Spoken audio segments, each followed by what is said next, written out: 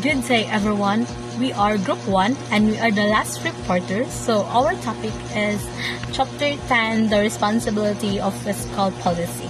For the introduction of fiscal policy, fiscal and monetary both aim to keep price stable, create jobs, and grow the economy.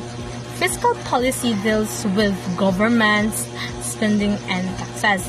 When tax money is not enough, the government borrows often from the World Bank. This is common in developing countries like the Philippines. These actions affect price, jobs, and growth. If fiscal policies are poorly managed, it can hurt the economy and make it hard for the Bangko Sentral ng Pilipinas to do its jobs. So example is the Philippine government wants to build more roads to create jobs and improve transportation. This is part of its fiscal policy. But if the government doesn't collect enough taxes to pay for the roads, it borrows money from World Bank. If the government borrows too much or spend unwisely, it can cause higher prices, so musuda ang inflation, and more debt na, which can hurt the economy that make it harder of the Bangko Sentral ng Pilipinas to keep the economy stable. So, for the further discussion, may I'll call on Ms. Lelibet Ostero for. Okay, so I will be reporting the nature of a fiscal policy. We have here, it refers to revenue and expenditure measures in the public budget.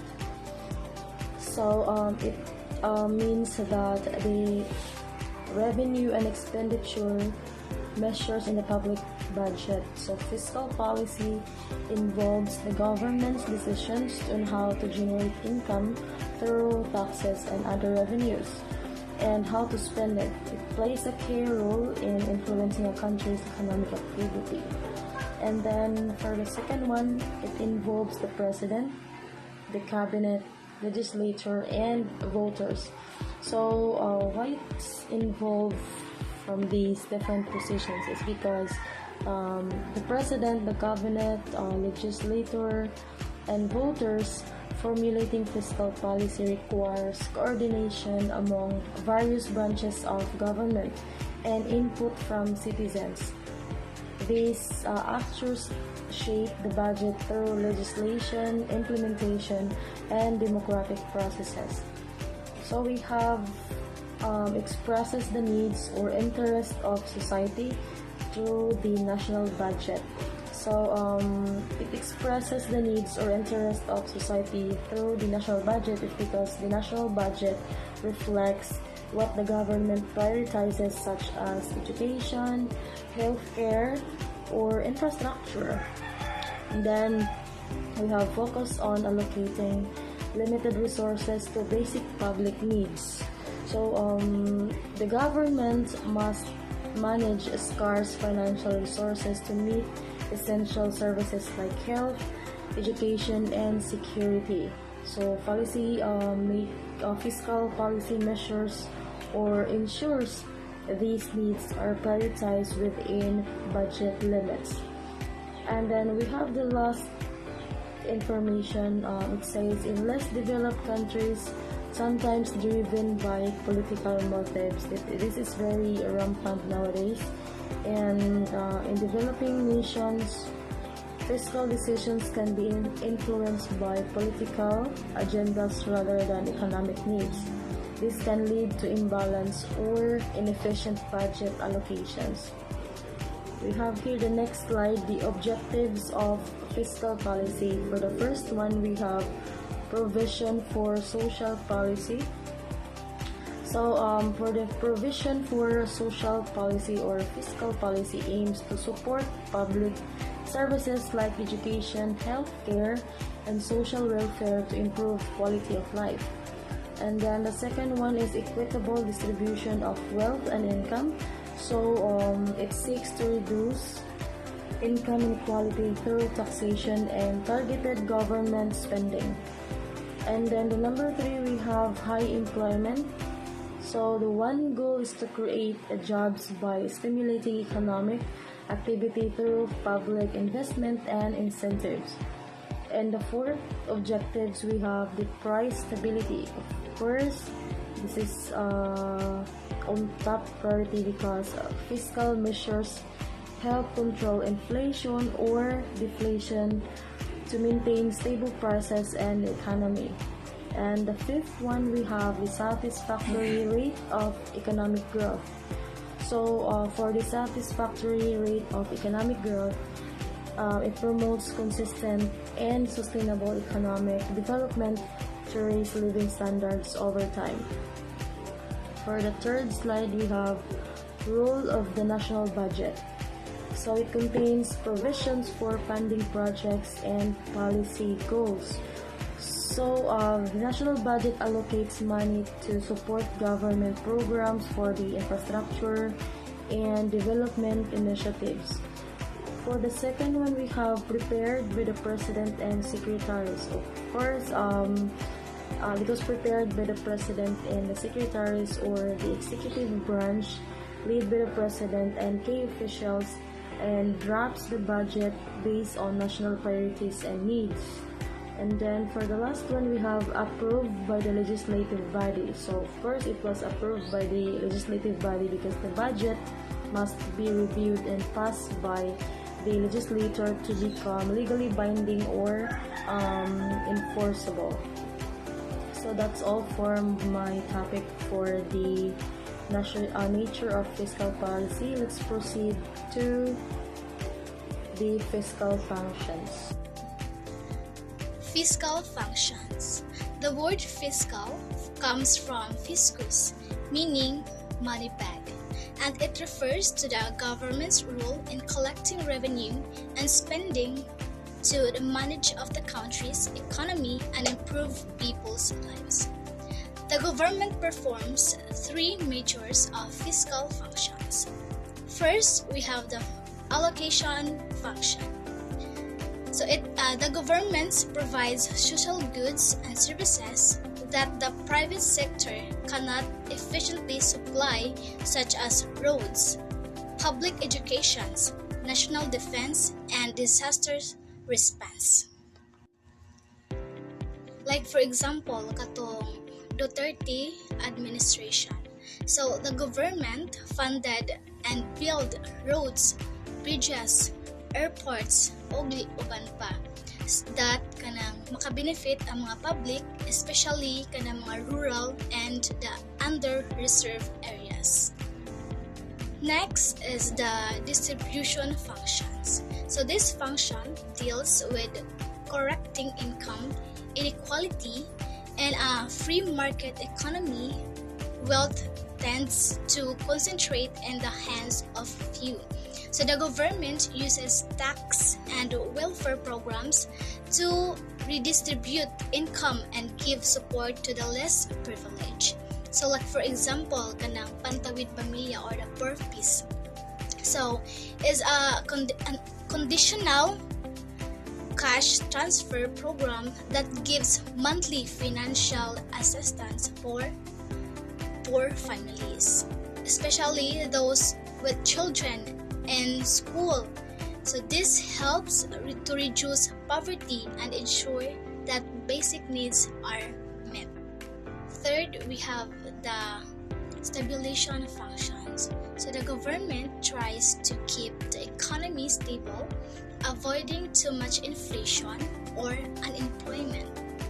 It adjusting spending, taxes, and borrowing to influence economic activity.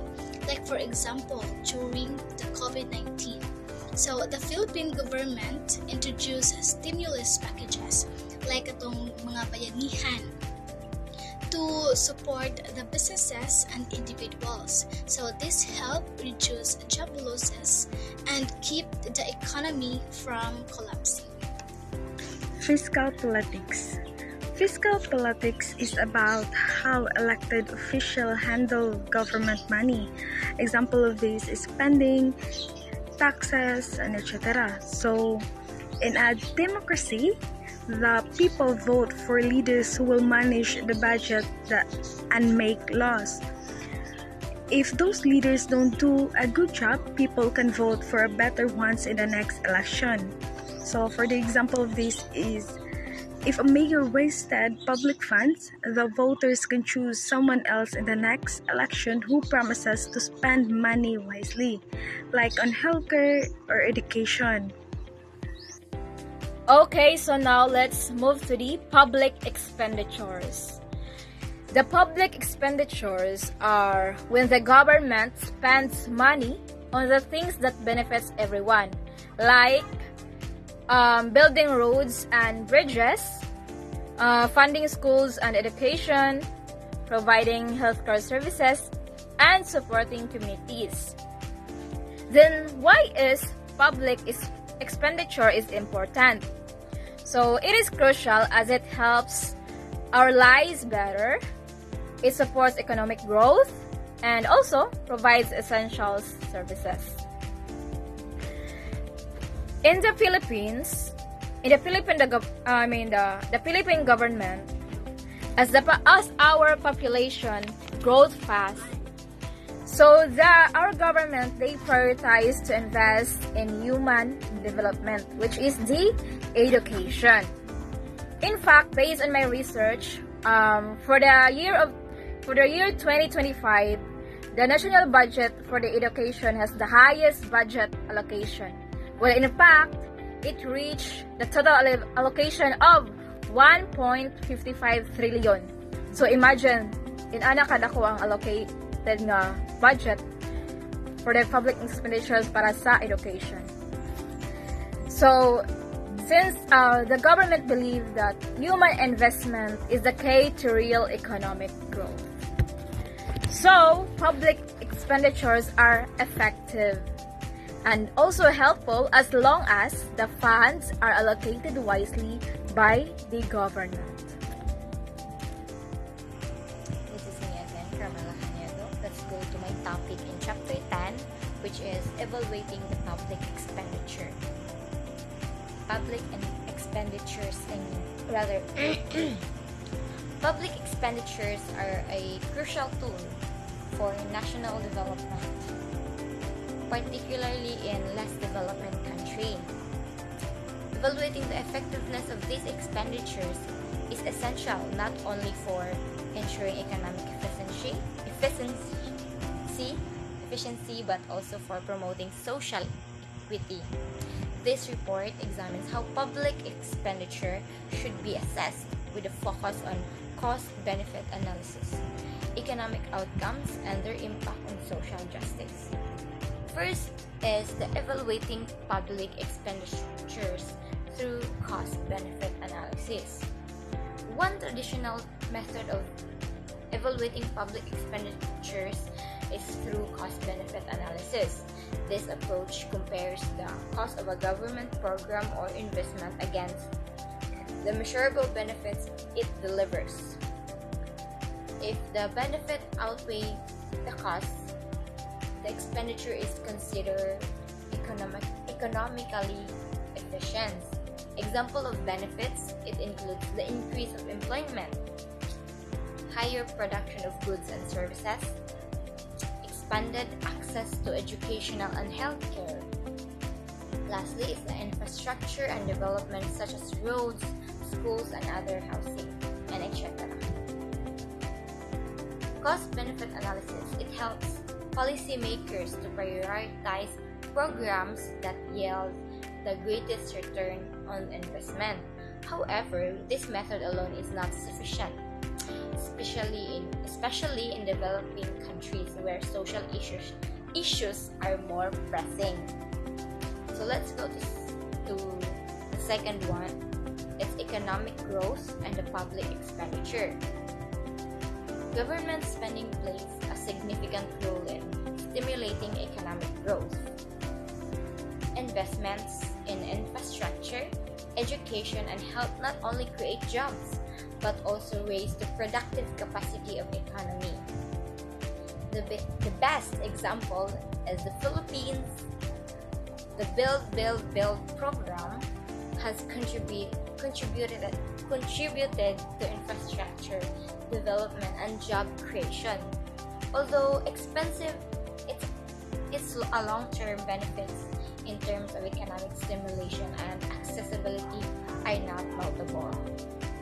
The third is the social impact as a measure of success. In less development countries, economic efficiency should not be the only measure of public expenditure. A more meaningful evaluation should consider like the social impact, particularly how spending affects marginalized and improvised population. Like how to measure the social impact. To measure, you must be like the poverty reduction rate. You can access to basic service like healthcare, education, and other housing. Then, third one is to improve in quality of life. So that's all.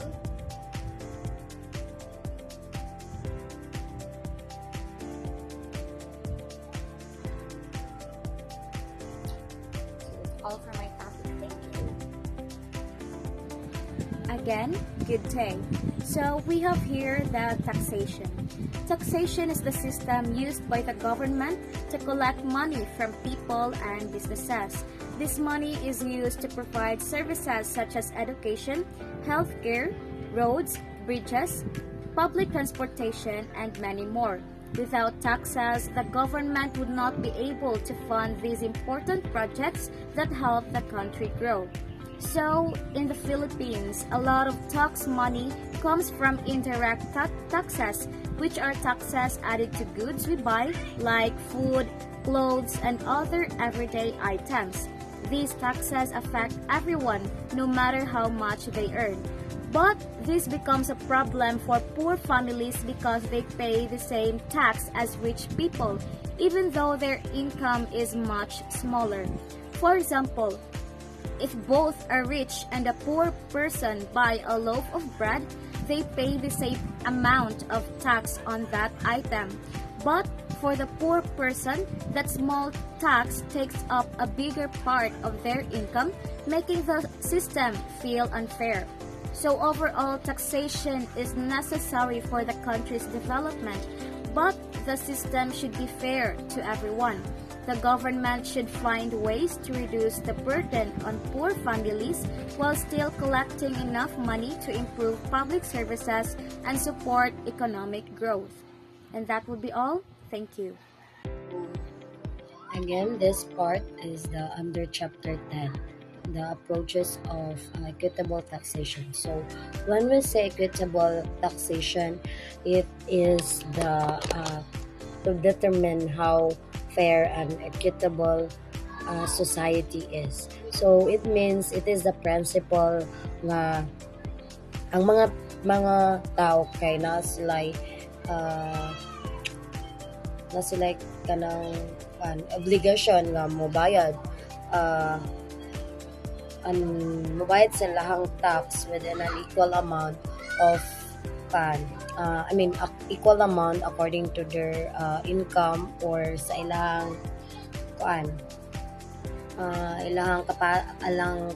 ability to pay.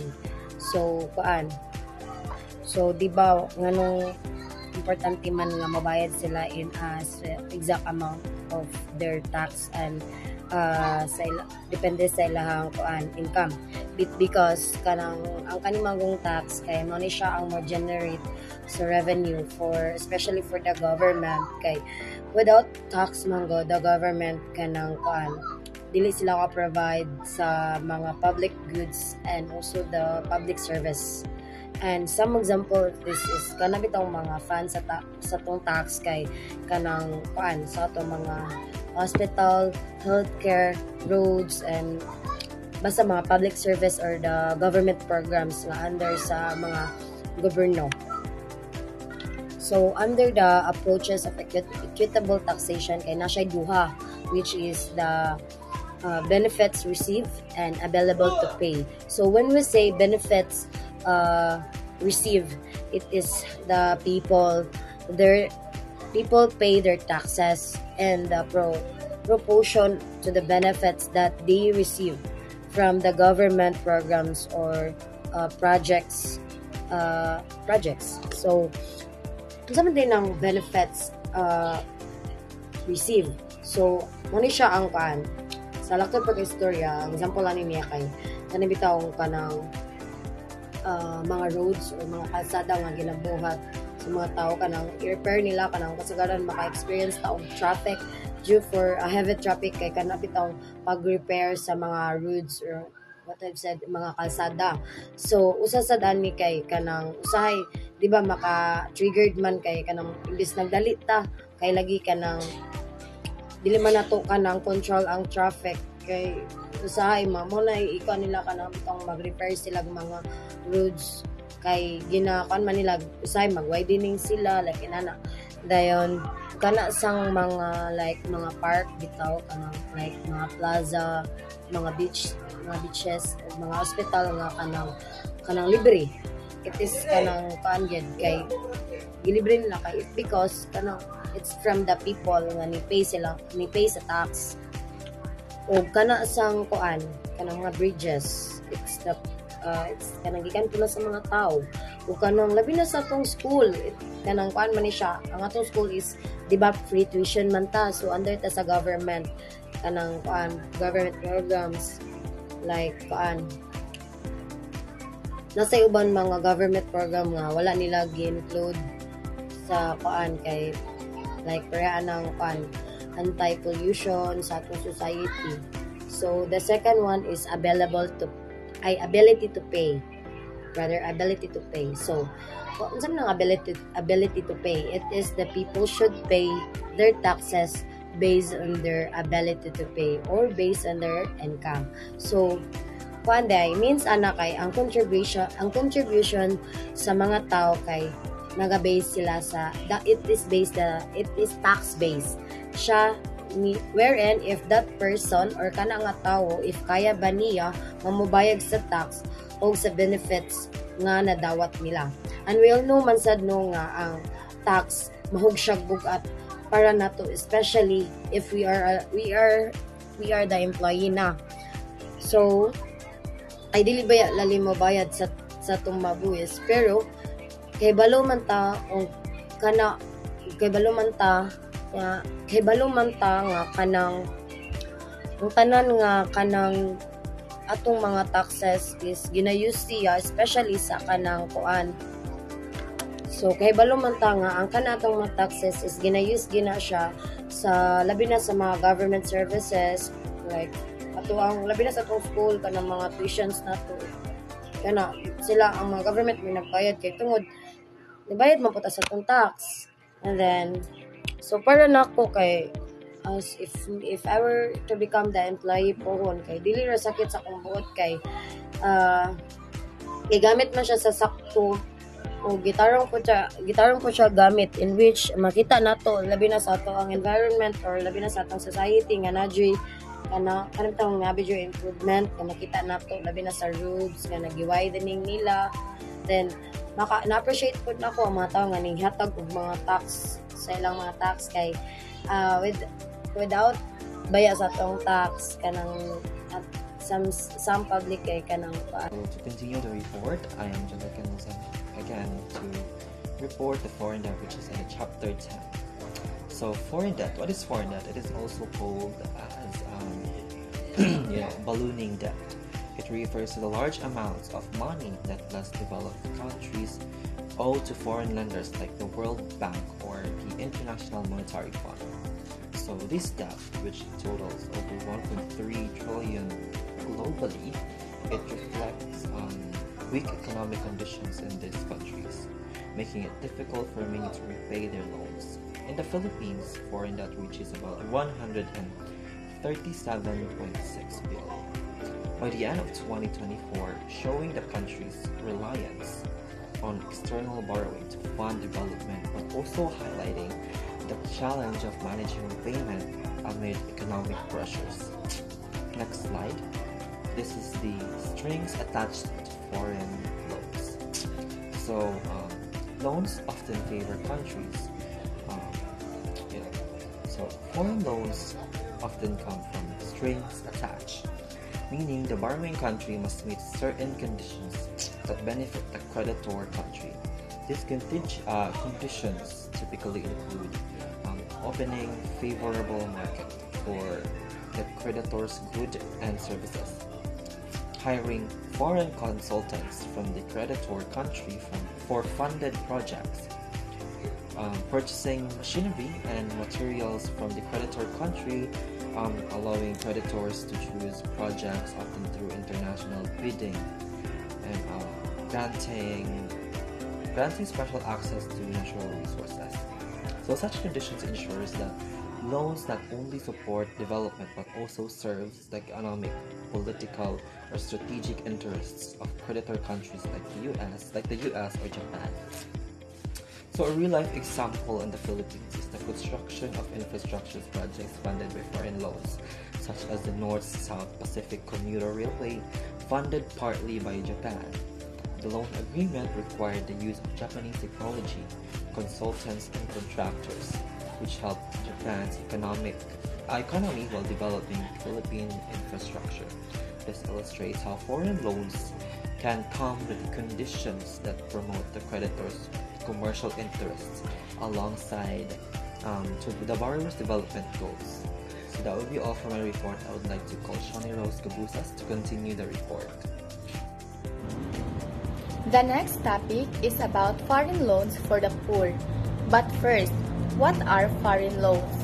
Foreign loans are funds borrowed from other countries or international financial institutions.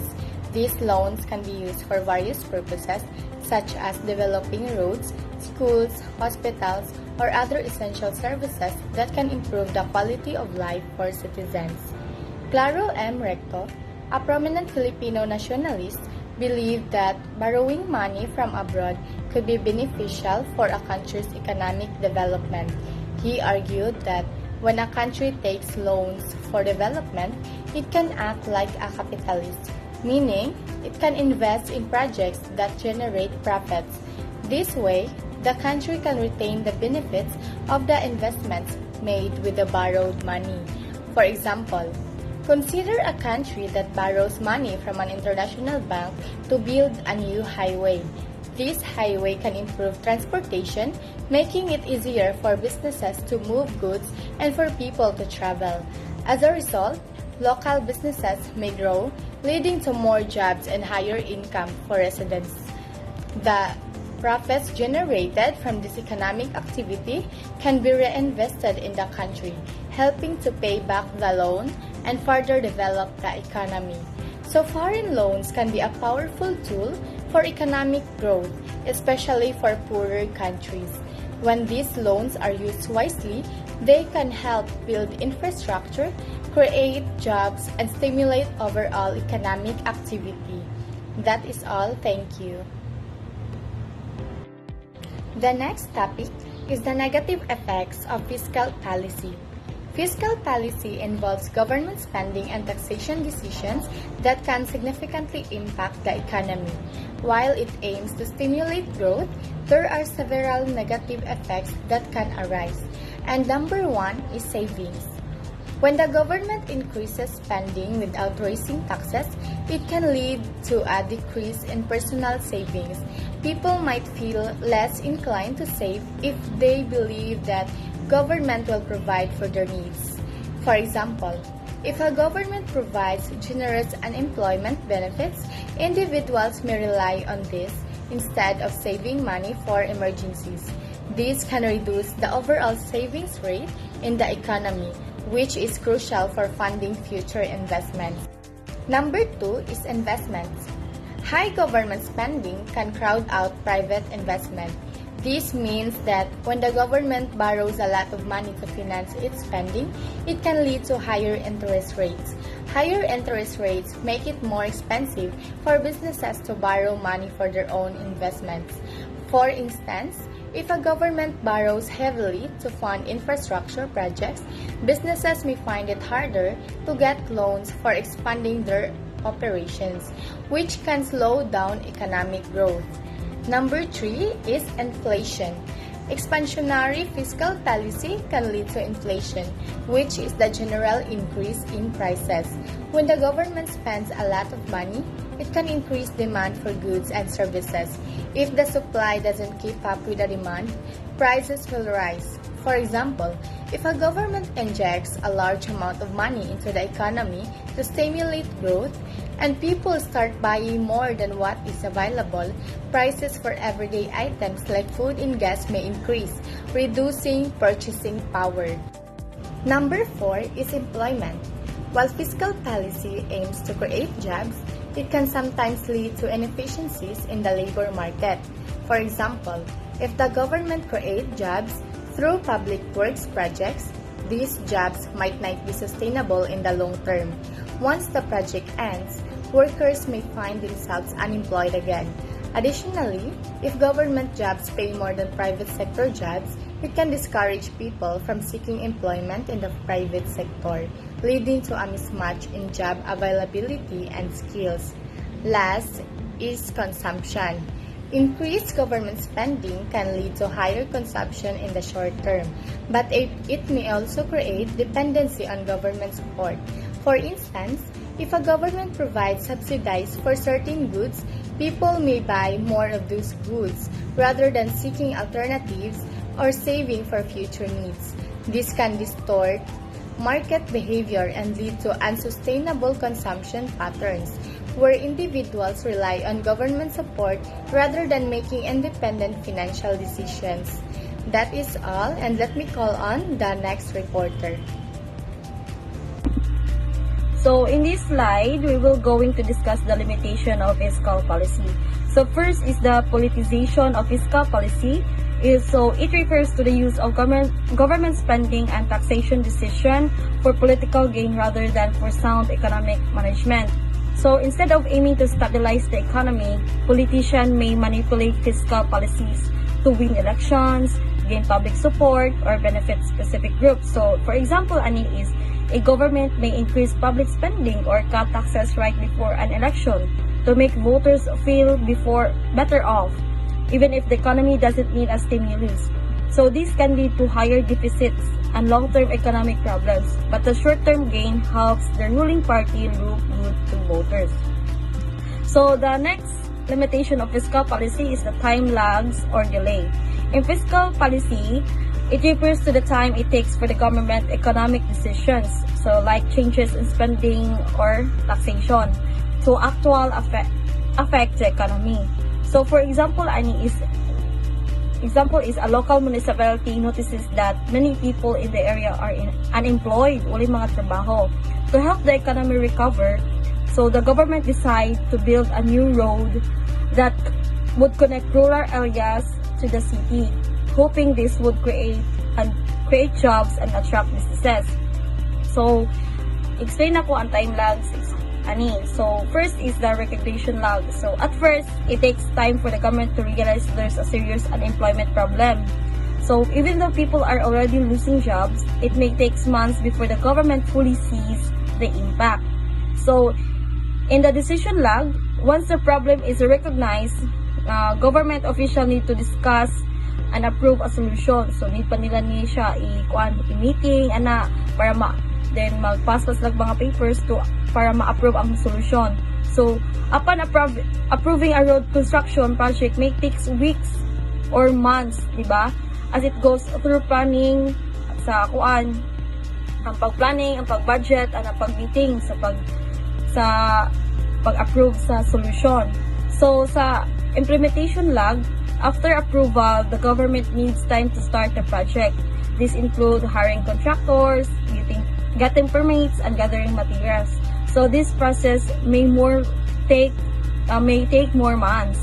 So the impact of this is even after the road is built, it may take more time before the benefits are felt. Local businesses and people may slowly start using the road, and only after a while will more jobs be created and the economy improve. So kini siya, even with the good intentions, government actions take time to show real results. These delays or time lags can make it harder to respond quickly to urgent economic problems like a recession or high unemployment. So the third limitation of fiscal policy is a weak implementation. It refers to a situation where government policies, programs, or projects are not carried out effectively, even if the plan or idea was good. So this failure can be due to poor planning, lack of resources, corruption, slow bureaucracy, or untrained personnel. So the government launches a cash aid program to help poor families during a crisis. So wala siya example kanang manghatag sila mga ayuda ang ana. However, due to weak implementation, many eligible families don't receive the money because of first lack of proper database or list of beneficiaries. So what bantay man na sa 40s ang ana siya guys. So next is delays in the distribution process. Once nga some good kay weak implementation kay kada mag-usab-usab ang ilahang schedule for paghatag sa mga ayuda. So isa na siya sa example. So third is local official giving aid to people who are not really in need. So sa good, di ba kasagaran sa mga nang maghatag og ayuda is basta dool ka sa luwag, mas pabor ka, then kung dili ka dool sa luwag, dili ka nay possibility nga di ka matagaan. So nasa sa So next is poor monitoring and reporting. So ang result the program doesn't reach its full potential and many people still suffer despite the government's efforts. So fiscal policy is meant to promote economic growth and social welfare, but in reality, it faces several limitations. In many developing countries, fiscal decisions are often driven by political agendas rather than actual economic. So this can lead to corruption and misuse of public funds. Additionally, fiscal policy suffers from time lags. By the time government identifies an issue, debates solutions, and implement policies. So, the economic problem might already have changed. Lastly, even when policies are well designed, poor execution, especially in tax collection and spending, can weaken their impact.